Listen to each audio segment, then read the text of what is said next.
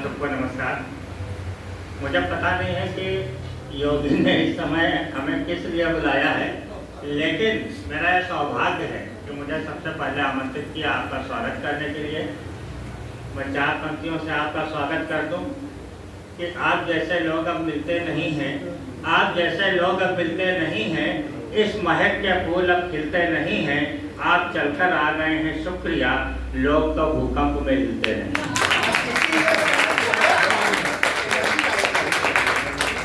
तो ये जो कार्यक्रम है, ये कार्यक्रम कोई छोटा मोटा कार्यक्रम नहीं है। देखिए, कविता क्या है या साहित्य क्या है, यह विचारशीलता है।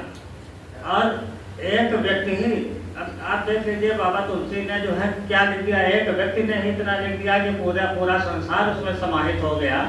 तो यहाँ तो इतने सारे लोग हैं और सबके अलग अलग विचार होते हैं, सबकी अलग अलग विधा होती है, सबकी अलग अलग धारणाएं होती हैं, सबकी अलग अलग आस्थाएं होती हैं, विश्वास होते हैं, उस पर आप लोग लिखते हैं। तो यहाँ पर ये समझिए कि विविधता बहुत है।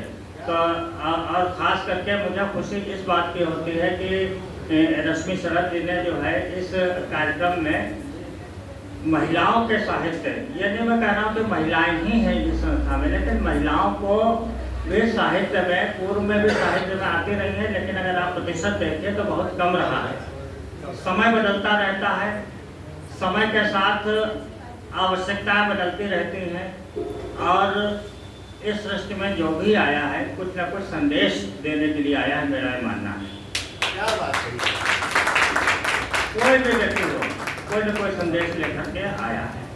तो हम कवियों का या कवित्रियों का कर्तव्य क्या है कि कोई, जैसे इन्होंने कहा था आधा दोहा इनको याद था मेरा, मैं पूरा कर देता हूँ कि कोई दोहा बनाता है, कोई चौपाई लिखता है। कोई दोहा बनाता है, कोई चौपाई लिखता है, कोई गीतों में रमता है, कोई रूपाई लिखता है। कलमकारों की ये दुनिया है, इनका काम है इतना, सिलन यदि प्रेम की टूटे तो एक तुरपाई लिखता है। इससे बड़ा उद्देश्य कलमकार का पावन उद्देश्य नहीं हो सकता है। कोई भी कवि या कवित्री अगर तोड़ने की बात या विघटन की बात लिखता है तो वो अपने पथ से विमुख है, उसको नहीं कहा जा सकता कि वो कवि है।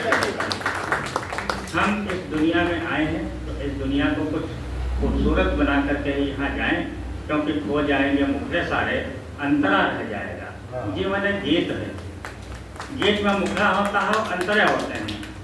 खो जाएंगे मुखड़े सारे, अंतरा रह जाएगा, अंत में भगवान का ही आसरा रह जाएगा। और ये हमारा वो तुम्हारा, इसके पीछे क्या लड़े, इस धरा का इस धरा पर सब धरा है। इसलिए आज हमारे मन में मुझे बड़ी प्रसन्नता होती है जब मैं महेंद्र भेषम जी को देखता हूँ। अद्भुत, हम लोगों को ईश्वर ने, माँ सरस्वती ने, आप सबको या हम सब लोगों को, जितने भी और लोग हैं जो यहाँ पर नहीं आए होंगे, दुनिया में कवि हैं या साहित्यकार हैं, महेंद्र भेषम जी ने उन कठिन विषयों पर, उन छिपे हुए विषयों पर लिखा है जिन पर अमूमन लिखने के का साहस तो नहीं होता है, बल्कि उनको ये लगता है कि इन पर अंदर से महसूस होता है, पर उसको वो शब्द नहीं कह पाते हैं। उनके अंदर वो भावना या इच्छा शक्ति नहीं होती है।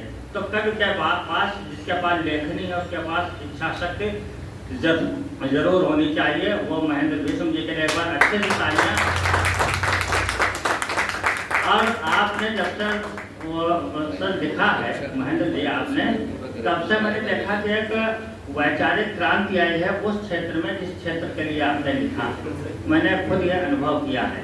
सत्या जी पुलिस में बड़ी अधिकारी रह चुकी हैं और आजकल इतने अच्छी सोच के या इतने शालीन व्यक्तित्व पुलिस में कम दिखते हैं। मैं प्रणाम करता हूँ अवधि हरि जी जो है, जिन्होंने कि वास्तव में जैसा योगी ने कहा कि विगत भक्ति काल बीते हुए कई 100 वर्ष हो गए, उसके बाद आपने एक नया युग सा शुरू किया है, उसकी आपको बधाई है। और जो भी जो अच्छा संचालन कर रहे हैं उनको बधाई देता हूँ। और सिर्फ आपसे इतना चलते चलते कहना चाहता हूँ कि सफलता के लिए आगे मत बढ़िए, सफलता के लिए मत लिखिए, संतुष्टि के लिए लिखिए। संतुष्टि आपको सफलता की ओर ले जाएगी। से संतुष्ट होना सीखिए, कदम दर कदम संतुष्ट की ओर चलिए। और अंतिम सूत्र यह है कि बात बात पर हंसते रहिए, कदम कदम मुस्कुराते रहिए, अपनी खुशियों के पौधों को खुद ही रोज लगाते रहिए।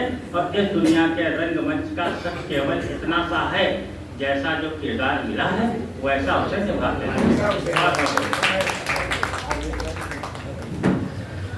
मैंने सर को बुलाया, सर भी असमंजस की स्थिति में थे और उन्होंने माइक पर आकर ये कहा भी